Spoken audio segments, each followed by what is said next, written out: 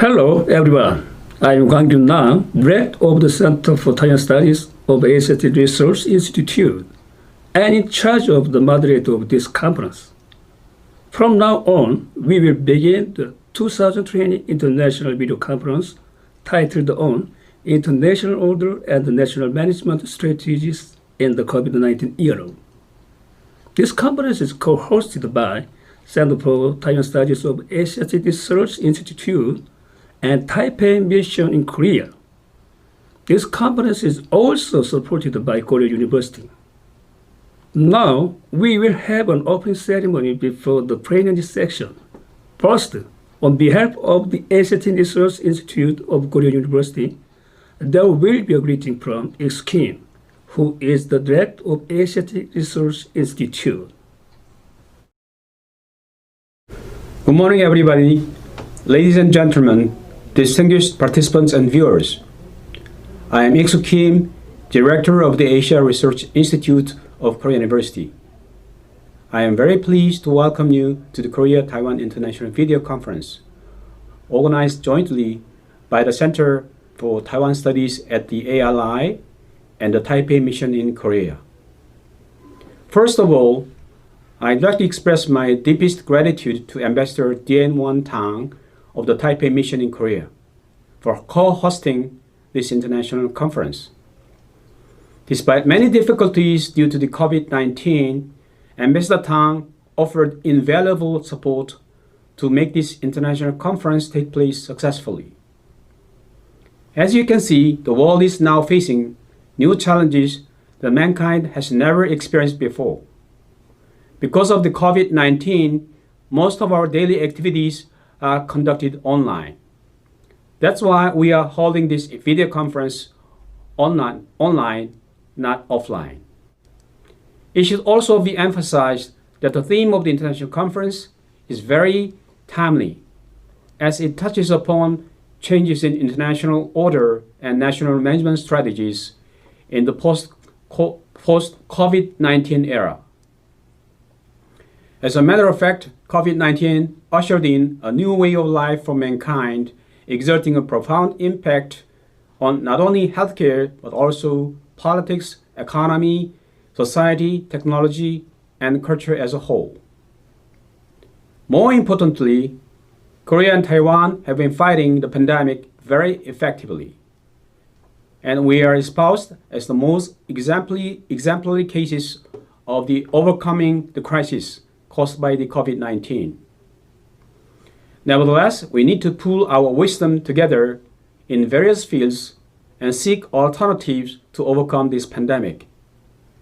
That's why this international conference is set to cover not only the medical and healthcare sectors, but also politics, economy, society, and culture. I hope that the themes presented and discussed at this conference will help us overcome the COVID-19 and open a new way, a new bright future. Finally, I'd like to thank distinguished scholars and experts from Korea, Taiwan, United States, Russia, and other several countries for valuable presentations and discussions at this conference. I wish you good luck and good health to all of the participants. Thank you very much. Thank you very much, Director Kim. Following this, we will have a congratulatory message from Dien Won Tang, who is the representative of Taipei Mission in Korea, and the co-host of this conference. Dr. Kim Yi-soo, Director of Asiatic Research Institute of Korea University. Dr. Nam Kwang-kyu, Director of Center for Taiwanese Study of the ARI. Distinguished speakers, ladies and gentlemen, it is my great pleasure to speak at the commencement of the COVID-19 webinar series hosted by Asiatic Research Institute of Korea University. I would like to thank Dr. Kim and Dr. Nam for providing such a meaningful platform where the experts of different disciplines from Taiwan, Korea, and other parts of the world can discuss potential solutions to the multifarious challenges the COVID-19 pandemic has weighed on our society, to predict the implications of the new normal after COVID-19 and to suggest how countries should adapt. Taiwan and Korea have successfully contained COVID-19 and minimized its impact on people's daily lives. Taiwan managed the situation with the collaboration of the government and the civil society, reporting less than 500 confirmed cases and only 7 deaths so far. In addition to looking after its people, Taiwan is also helping. Taiwan has reached out to other countries to help them tackle the pandemic and join forces with like-minded democracies to explore the development of rapid test kits, medicines, and vaccines.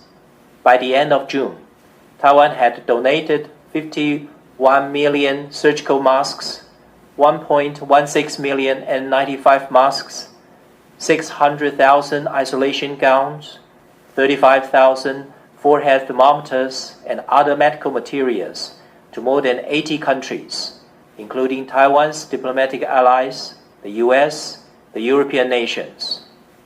However, the effective control and prevention of COVID-19 is only the first step to maneuver in the new normal. Taiwan is facing formidable geopolitical, economic, and societal hurdles ensuing from the pandemic. In the past few months, the world witnessed the decoupling of and the rivalry between the US and China. The acceleration rise, the digital economy, and the disruption in and the burgeoning reforms of the global supply chain, all of which add layers of complexity to the post-COVID era. Taiwan and Korea must accurately decipher the situation and adapt accordingly. Taiwan is by no means the only one caught up in the challenging and volatile circumstances. Both Taiwan and Korea are export-oriented economies with leading technological industries that have benefited from and inextricably intertwined with the existing global system. Both the cross-strait and the inter-Korea relations are keys to the peace and stability of East Asia. The decision we make at this turning point of history will determine whether we can uphold our values, strengthen alliances, defend national interests, and provide a sustainable future for our citizens. So we must tread carefully. Fortunately, discussions and debates are strong suits of free, open, and democratic societies. Governments can and should incorporate citizens' opinions into the decision-making process. Platforms like today's webinar series should be encouraged as they can serve as gateways to discovering gems in the civil society. Again, my gratitude goes to Korea University, especially to Dr. Kim and Dr. Nam for organizing this timely webinar series, and to all the experts for dedicating your precious time to sharing with us your seasoned expertise. I look forward to the insightful and the dynamic discussions. Thank you. Much representative time. Then let's start the international conference. First, I would like to introduce Ik-soo Kim, Director of the Asiatic Research Institute, and the moderator of the first section under the name of COVID-19 response and international health cooperation.